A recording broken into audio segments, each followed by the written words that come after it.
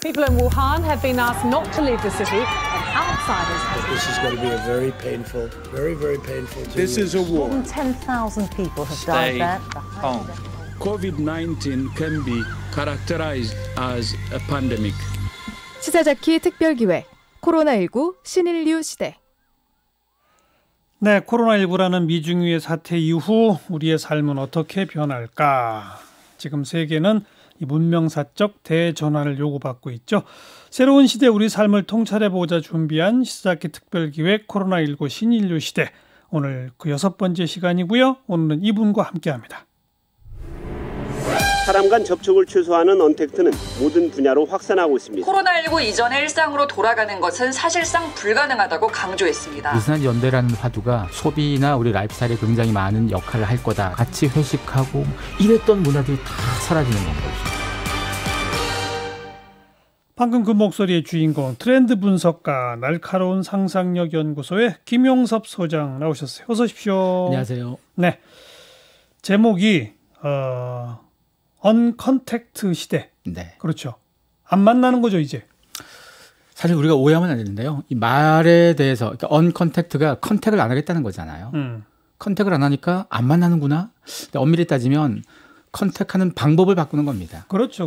그래서 우리가 단절되겠다는 게 아니고 지금의 컨택 방식이 좀 불안하거나 불편하거나 이런 게 있다 보니까 다른 방법을 자꾸 찾아내자는 게 사실 이 흐름이 되는 거고요. 근데 이미 그런 언컨택트로의 변화는 시작됐던 거 아니에요? 한참 전에 시작됐죠. 언제부터 시작됐다고 보십니까? 이미 그 산업적으로 보자면 한 20년도 넘었다고 볼 수도 있고요. 왜냐하면 이미 우리가 온라인 쇼핑하기 시작한 지 꽤 됐잖아요. 그리고 온라인 교육도 꽤 오래전부터 나왔었고 그러다 보니까 흐름들은 계속 있었는데 대부분 그 변화가 기존에 있던 흐름과 새로운 흐름들이 좀 대치될 때가 있습니다. 그러면 기존에 있던 것이 새로운 흐름을 막을 때가 있어요. 변화 때문에 자기의 이해관계에 좀 손해볼 수 있는 입장에선 맞겠죠. 그래서 변화가 크면 클수록 저항도 그만큼 큰데요. 우리 사회가 그만큼 저항을 많이 해서 속도를 좀 더디게 만들었던 건데 이 변화가 코로나19로 인해서 더 이상 저항할 명분이 사라졌어요. 그러다 보니까 이번에 가장 대표적으로 그런 흐름에 저항했던 건 어디예요? 회사였죠. 회사에서 가장 먼저 떠올릴 수 있는 게 엘빈 토플러가 1980년에 재택근무를 그 제3의 물결에서 다룬 적이 있었거든요. 아, 맞아요. 정말 오래된 얘기네요. 그렇죠. 그래서 그때 다뤘을 때도 20세기 말쯤이면 이렇게 되겠다. 실제로 미국이나 유럽에서 많이 했었거든요. 이 재택근무 원격 근무가 우리보다. 근데 우리가 인프라가 없는 것도 아닌데 왜 우리는 유독 이렇게까지 안 할까? 사실 우리의 조직 문화가 위계구조 중심이다 보니까 그렇죠. 원격으로 만나게 되면 문제가 생겨요. 어떤 문제가 생기냐? 연장자나 직급이 높은 사람들의 힘이 사라져요. 그래서 연장자나 직급이 높은 사람들이 꼭 사무실에 온다는 거 아니에요. 다 불러 모으고. 그래서 이번에 강제적으로 한 번씩 해봤잖아요. 그 전까지는 안 할 방법이 있어서 저항을 계속 해왔는데 이번에는 저항할 수 없게끔 코로나19라는 명분 때문에 원격이나 재택근무를 많이 해보니까 뭘 느꼈냐면 일이 더 잘 되네? 이걸 느꼈어요. 오히려 불필요한 회의 줄어들고 업무에만 집중할 수 있고 이런 거다 보니까 사실 저항했던 흐름들을 이렇게 계기를 통해서 한번 환기를 시키는 거죠. 그러니까 이제는 대세가 될 것이다. 네. 최근에 언컨택트라는 이름의 책을 내셨던데 세 파트로 나눴어요. 일상에서의 언컨택트, 비즈니스에서의 언컨택트, 공동체에서의 언컨택트. 그렇죠? 네. 하나하나. 일상에서는 이제 어떤 변화들이 있을까요? 사실 일상에서 가장 먼저 시작하는 책에서의 얘기는 사실 결혼식부터 시작하는 거거든요. 최근에 결혼식 미루거나 안 하거나 유튜브로 결혼식을 중계한다거나 아니면 일부 나라에서 마스크 쓰고 한다거나 드라이브 스루를 한다거나 전통적인 결혼식의 관점으로 봤을 때는 말도 안 되는 거거든요. 심지어 장례식마저도 드라이브 스루 장례식이라던가. 근데 이게 갑자기 나온 게 아니거든요. 미국에서 드라이브 스루 장례식은 2012년부터 나왔고요. 그래요? 네. 그리고 결혼식 드라이브 스루도 한 2006년인가 5년부터 나왔으니까 꽤 됐거든요. 이미 우리가 빨리 할 수 있는 방법을 자꾸 찾기도 했고 장례식이 왜 자꾸 드라이브스루로 나왔냐면 노령자가 많아지게 되면 장례식 가서 문상하고 이것도 힘든 건 거죠. 그래서 차 타고 간단하게 인사하고 가는 형태. 이게 여러 나라에서 계속 나왔다는 것은 우리가 가진 욕망에서 이미 이런 방향을 지향하고 있었다는 거고요. 그래서 이런 흐름들이 이 언컨택트라는 것이 코로나 때문에 갑자기 나왔다고 오해하면 안 되는 게 이어져 오는 흐름들이 변화에 있어서 가령 속도가 한 시속 30km로 달리던 게 코로나 때문에 갑자기 시속 한 7, 80km로 확 올라갔다고 보시면 돼요. 네. 그러면 변화가 몇 년치가 갑자기 확 앞당겨 오는 거니까 이런 변화 속에서는 사실은 준비가 된 사람, 대비가 된 사람과 그렇지 않은 사람의 차이가 좀 생길 수밖에 없습니다. 근데 인간은 사회적 동물 아니에요? 그렇죠. 근데 만남의 방식이 바뀌었을 뿐이라고 하지만 아무래도 비접촉 대면이라고 하는 것이 접촉 대면보다는 강도가 약화되지 않을까요? 우리가 보통 그 생각하는데 그게 아니에요? 이미 일상에서 비접촉 대면으로 끈끈하게 뭉쳤던 게 소셜 네트워크가 되는 거죠. 이미 우리는 수년 동안 소셜 네트워크로 전 세계 어디 있는 사람들하고도 친구가 됐죠. 과거에는 직접 접촉만 가지고 친구가 되고 사귈 수 있다 보니까 지역에 머물렀다면 이런 범주가 좀 바뀌어지다 보니까 이것도 사실은 이런 문화에 익숙하게 지냈던 사람과 이런 문화에 이제 진입한 사람의 차이가 생기겠죠. 예전 선배 세대들 같은 경우는 오히려 익숙한 게 과거가 익숙하다 보니까 이런 변화가 낯설고 이렇게 해서 뭐 친구가 되겠어 이런 느낌이라면 지금 시대에 태어나서 지금 시대 이 문화에 익숙한 사람들은 직접 만나면 굳이 그렇게 번거롭게 만나서 불필요한 시간, 내가 대화 나눌 시간도 오가는 시간을 줄여가면서 오히려 대화 나누는데 몰입하면 더 많은 시간을 몰입할 수 있잖아요. 그래서 이런 것도 관점과 환경에 따라서 다른 시각으로도 볼 수 있다는 거죠. 그래요. 그럼 영화 보러 극장 가고 공연 보러 공연장에 모이고 이런 것도 이제 없어집니까? 점점? 없어지진 않겠죠. 사실은 기본적인 게 이번에 코로나 때문에 사람들이 불안과 불편인 거잖아요. 이 문제가 해소가 되겠죠. 하지만 자발적 격리를 통해서 많은 사람들이 뭘 느꼈냐 하면 극장 안 가는 대신 집에서 넷플릭스 같은 서비스를 많이 봤어요. 엄청나게 늘었죠. 네. 많이 보다 보니까 이게 편하네, 이게 좋네, 이걸 경험치 쌓는 거죠. 그것도 그 나름의 편안함이 있고 동시에 또 많이 모여서 봤을 때 감동이 커지는 그런 것도 또 있잖아요. 그렇죠. 그걸 놓칠 수 있을까요? 우리가 둘 중에 하나만 선택한다고 보면 안 되는 거죠. 둘 다 가는데 비중이 이제까지는 극장 가는 사람이 훨씬 많고 반대로 넷플릭스나 보는 사람이 일부였다면 이제는 그 반대가 될 수도 있는 건 거죠. 그럼 이제 자연스럽게 비즈니스에서의 언컨택트로 연결이 될 텐데 바로 그런 흐름에 맞춰서 당장 방금 얘기한 뭐 영화, 극장, 공연장 이런 변화들이 있듯이 모든 비즈니스상에 그런 변화들이 있어야 되겠네요. 그렇죠. 사실 비즈니스에서 가장 중요한 변화를 두 가지로 볼 수 있는데요. 하나가 산업적인 변화가 있고요. 하나가 일하는 사람의 변화가 있습니다. 먼저 산업적인 변화는 전 세계에서 시가총액이 비싼 기업 순으로 쭉 매겨놓으면 상위권은 대부분 IT 기업이 있습니다. 그렇죠. 이미 IT가 산업의 주도권을 가진 시대잖아요. 근데 그 IT 기업들이 하는 일들이 주로 뭐냐고 쭉 보면요. 대부분이 인공지능, 빅데이터도 있고 자율주행 자동차도 있고 로봇도 있고 뭐 클라우드 서비스도 있고 가만 봤더니 그들이 지향하는 비즈니스가 다 언컨택트 환경이에요. 우리가 직접적인 접촉을 덜 하고도 사회생활과 일할 수 있는 방법, 소비할 수 있는 방법들을 자꾸 찾아주는 게 IT 산업의 방향이었던 건 거죠. 그러면 당연히 산업이 바뀌면 그로 인해서 발생한 우리의 일상도 다 바뀔 수 있겠죠. 그 흐름 때문에 그것 때문에 득을 보는 또 반대로 또 손해보는 기업들이 나올 테고 일하는 측면에서 어떤 가장 큰 차이가 있냐면요. 우리는 보통 대면해야 직접 일이 된다 이 관점을 자꾸 갖고 있다 보니까 원격으로 일하면 효율성도 떨어지고 일이 잘 안 되지 않을까 이렇게 생각하는데요. 모든 산업의 중심이 이미 IT라고 그랬잖아요. IT 기업에서는 이걸 잘하는 기업들이 자꾸 생겨요. 대표적으로 미국의 오토매틱이라는 회사는 소프트웨어 회사인데요.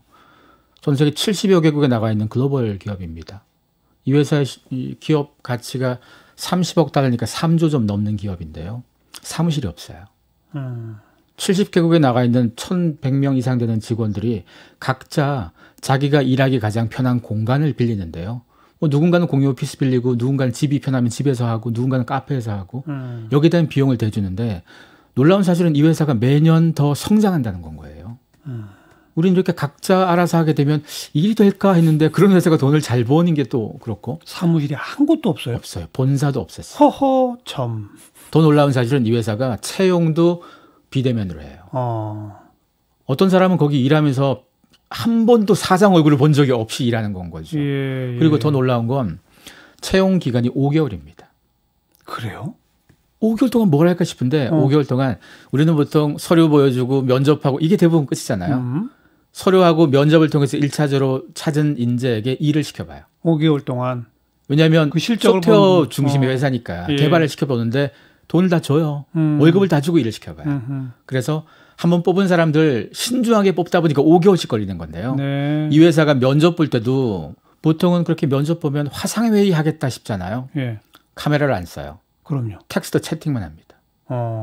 이게 좋은 점이 뭔가 하면 인종, 성별, 사실은 그걸 아예 외모, 모르는 게 이걸 그렇죠. 일 잘하는 사람을 뽑겠다는 거죠. 근데 보통 이제까지 컨택트 중심의 사회에서는 우리가 그러한 차별을 없앤다고 했어도 사실 암묵적으로 남아있는 차별들이 꽤 있었잖아요. 그런 부분들을 이 회사는 이관적으로 없애고 있다는 거죠. 그래서 5개월 동안의 실적이 좋으면 그 다음부터는 계약 기간이 길어집니까? 어떻게 되는 거예요? 5개월은 말 그대로 사람 뽑는 기간이었으니까 그렇게 되면 이제 직원이 되는 건 거죠. 단합대회도 한 번 안 해요? 1년에 한 번씩 전체 직원들이 다 모이는 날도 있다곤 하고요. 그리고 부서별로 뭐 몇 달에 한 번씩 모이긴 하는데 우리가 일반적으로 아는 이 회사는 전 세계에 퍼져 있잖아요. 단합대회 한다고 전 세계에서 다 모으기가 쉽지는 않을 텐데 온라인 기반에서 일을 하는데도 계속 성장할 수 있다는 걸 보여준 사례라서 제가 말씀드렸던 거고 모든 기업이 오프라인 다 버리자는 게 아니고 물론 각각의 기업의 속성에 맞게끔 오프라인이 좀 더 유리한 기업은 그렇게 하고 온라인이 유리한 기업은 그렇게 하는데 이제까지 우리의 관성은 모두 오프라인에 있어야 좀 편하지 않을까라고 오해했던 관성이 있었다는 거죠. 다음번이 이제 공동체에 있어서의 언컨택트.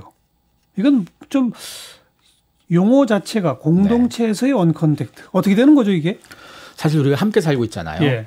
함께 살고 있는데 이번에 코로나로 어떤 일이 생겼냐면 식당들이 다들 장사를 많이 안 했죠. 근데 식당 중에서도 프라이빗 룸이 있는 식당은 장사가 잘 됐어요. 그렇죠. 즉 끼리끼리 문화가 더 강화되는 거거든요. 백화점도 그 VIP 고객들은 매출이 늘었어요. 명품 매출이 더 늘었다면서요. VIP 고객들이 오는 공간은 소독도 열심히 하고 뭐 몇 번씩 방역도 하고 그래가지고 안전하게 그들만의 공간을 만들어 두니까 손님이 늘었다 이거죠. 공동체라는 것은 사실 우리 사회가 다양한 구성에서 연결이 돼야 되는데 아무래도 연결이 제한적으로 뭐 양극화될 소지가 높아졌다는 거고요. 이번에 코로나 때 어떤 일도 있었냐면 부자들은 격리 기간에 별장 가는 사람들이 있었어요. 그렇죠. 사실 이게 해외에서 또 화제가 되고 논란이 된 사람들 많이 있잖아요. 맞습니다. 그래서 이제까지는 양극화라는 것이 경제적인 문제만 얘기했었는데 어느 순간 생명에도 사실 연관이 있고요. 우리의 삶의 가치에서도 굉장히 큰 영향을 미치다 보니까 공동체라는 것은 함께 살아가는 사회잖아요. 그러다 보니까 이 문제를 해소하는 것이 사실 사회적 충분한 아젠다가 될 필요가 있다는 건 거죠. 어떻게 해소할 수 있어요? 그럼 그런 거를. 사실 이 문제가 답이 딱 안 떠오르네요. 그렇죠. 복지 문제나 기본소득 문제라든가 이런 측면에서 사실 풀어줄 문제가 좀 있고요. 그리고 언컨택트 디바이드도 사실 굉장히 심각한 문제가 되는데요. 언컨택트 환경에 익숙하지 않은 사람들이 좀 많습니다. 요즘 햄버거 하나 먹을 때도 사람한테 주문 못하는 데 많잖아요. 다 키오스키 단말기에다 주문해야 되는데 그런 사람들은 햄버거도 주문 못하는 사람도 있고 어떤 사람은 주차장도 이제는 주차장 게이트에 사람 없이 그냥 단말기에다 계산하잖아요. 이런 거 익숙지 않은 사람들은 사실 움직이지도 못해요. 이런 사람들이 겪는 걸 언컨택트 디바이드라고 할 수 있을 텐데요. 이걸 해소할 방법도 사실은 이제까지 디지털 디바이드를 해소하기 위해서 노력했던 것처럼 정부나 나서야 되는 거죠, 사회가. 자, 이렇게 언컨택트가 전 분야에서 가속화되다 그러면 한국 사회는 원래 근데 옛날부터 우리가 남이가 혈연 지연 따지고 이런 게 좀 있었잖아요. 거기에도 근본적 변화를 가져오겠는데요. 그렇죠. 한국 사회가 엄밀히 따지면 과잉 컨택트 사회였다고도 볼 수 있죠. 꼭 헤어질 때 언제 밥 한번 먹자, 한잔 해, 이러고서 헤어지잖아요. 직장에서도 회식이라는 것도 좋아하고. 근데 이참에 어떤 변화가 생겼냐면 그 회사의 구내식당이라는 데가 밥만 먹는 데가 아니잖아요. 보통 구내식당의 좌석이 8명 앉는, 6명 앉는 이런 좌석들을 많이 만들어놔요, 기업들은. 요즘 그거 한쪽으로만 앉게 또 시키잖아요. 칸막이도 만들고. 근데 이제까지 보통 구내식당에 그렇게 많은 사람이 앉게 만들었다는 의미는 밥만 먹는 공간이 아니고 어울리는 공간이라고 해서 설계를 한 거잖아요. 근데 코로나 생기기 이전부터 재작년부터 구내식당 설계를 할 때 1인석 비중을 높여달라는 기업들이 자꾸 생긴대요. 코로나와 상관없이도 이미 사람들이 혼자 있는 1인 가구도 많이 늘었고 네. 굳이 뭉쳐서 어울리는 문화가 주는 불편함들이 있으니까 예. 이런 걸 탈피하겠다는 사람이 조금 나오기 시작했는데 코로나를 계기로 그게 증폭된 거죠. 네. 그러다 보니까 나이가 있는 사람들도 칸막이에서 밥을 먹어보는 연습을 해본 거잖아요. 그전까지 나이 있는 사람들은 그런 거 안 하고 예. 젊은 사람들만 칸막이에서나 혼자 1인석에서 먹었다면 이런 변화 자체가 한국 사회에서 밥 같이 안 먹어도 되는구나. 회식 같이 안 해도 되는구나. 혼밥, 혼술 네. 뭐 이런 거 그죠? 근데 이제 이거는 엄격하게 세대 간의 차이가 너무 커요. 그렇죠. 근데 이것도 세대 간의 차이라기보단 시대의 차이가 되는 거죠. 아, 근데 대체로 세대별로 그 경험한 바가 다르기 때문에 그렇죠. 그죠? 왜냐하면 우리가 경험한 바에 따라서 사고하고 행동할 수밖에 없잖아요. 예. 근데 지금 시대가 상대적으로 젊은 친구들은 언컨택트 환경의 변화를 미리 감지하고 많이 했죠. 그렇게 바뀌어가는 걸 익숙하게 해봤고 나이가 있는 사람들은 과거의 관점으로 유지하다 보니까 아직 덜 했죠. 네. 근데 이번 계기로 그걸 안 하면 너무 불편해지는 거예요. 밥 먹기도 어렵고. 예. 미국에서 식당들 뭐 패스트푸드가 다 문 닫았는데 유독 특정한 회사는 장사가 잘 됐어요. 그 회사는 문 안 닫고 거의 다 장사했거든요. 왜요? 그 회사는 이 일 생기기 이전부터 뭘 강화했냐면요. 드라이브 스루하고 컵사이드 픽업, 그러니까 차가 오면 점원이 뛰어나와서 네, 물건 네, 주는 이런 네, 픽업. 네. 이런 걸 굉장히 강화시켜 놨었어요. 왜냐하면 젊은 친구들은 거기 앉아서 뭘 시키는 게 아니고 가기 전에 이미 모바일로 내가 먹을 걸 시켜놓고 걸어가는 동안 물건이 나오면 갖고 가는 거잖아요. 네. 이런 환경에 익숙해진 사람들이 점점 많아질 걸 고려해서 그 회사는 바꿔놨던 거예요. 그 덕분에 이런 상황에 기회를 만난 기업이 된 거고요. 네. 그럼 우리 사회도 이제 혈연지연 학연 안 따지는 사회로 바뀔까요? 충분히 바뀔 수 있다고 봐요. 물론 코로나가 지나고 나면 다시 회귀하려고 애쓰는 사람도 있을 겁니다. 왜냐하면 그걸 따져서 이득 본 사람들이 많이 있잖아요. 근데 반대로 그걸 따져서 손해본 사람도 많이 있습니다. 상대적으로 젊은 친구들은 이득 볼 게 많지 않거든요. 이번에 기업들이 재택을 하면서 화상회의라는 걸 많이 해봤어요. 그렇죠. 이걸 하면서 뭘 느꼈냐면 화상회의를 했더니 일이 잘 된다는 얘기를 자꾸 해요. 불필요한 얘기를 안 하거든요. 네. 이제까지 사람들하고 회의를 하게 되면 상사가 자꾸 농담도 이상한 거 하고 쓸데없는 얘기하고 뭐 근데 이게 줄어들고 일 자체만 자꾸 얘기하게 되다 보니까 오히려 발언권도 직급 위주로 발언하는 게 아니고 그 일에 대한 답이 있는 사람 위주로 자꾸 발언하다 보니까 그렇죠. 이렇게 되면 직급과 나이와 무관하게 실력 있는 사람들이 실력이 자꾸 드러나게 됐어요. 네. 그리고 또 이번에 대학들이 온라인 수업 많이 했잖아요. 그렇죠. 우리나라의 사이버 대학이라는 데가 이미 10몇 년 전부터 시작됐는데 맞아요. 일반 대학에 비해서 사이버 대학은 등록금이 좀 싸죠. 싸죠. 많이 싸죠. 사회적 인지도 조금 뭔가 좀 낮은 취급받죠. 예. 근데 이번에 수업을 해보니까 사이버 대학의 교수들의 콘텐츠가 훨씬 질이 좋아요. 당연히 그랬겠죠. 그쪽은 오래전부터 더 준비를 했으니까. 반대로 얘기하자면 기존에 일반 대학의 교수들은 이런 변화가 계속 감지되었음에도 불구하고 안 했다는 거잖아요. 오프라인이 가지는 권위에 계속 뭐 있으면서 변화를 받아들이지 않았다는 거잖아요. 이러다 보니까 학생들이 이제까지는 학교에서 그 수업을 들을 때 선생님의 수업 내용이 별로라도 말은 안 했었지만 이번엔 별로다 보니까 등록금을 환불해달라는 얘기를 하잖아요. 네. 이제까지 교수의 권위의 수업 콘텐츠를 가지고 저항한 적은 없었는데 알겠어요. 그 저항이 생겼다는 것도 큰 변화죠. 이 언컨택트로의 획기적 그리고 급속도로의 진전 그러나 파편화 개별화는 아니다. 네. 새로운 사회다 이거죠.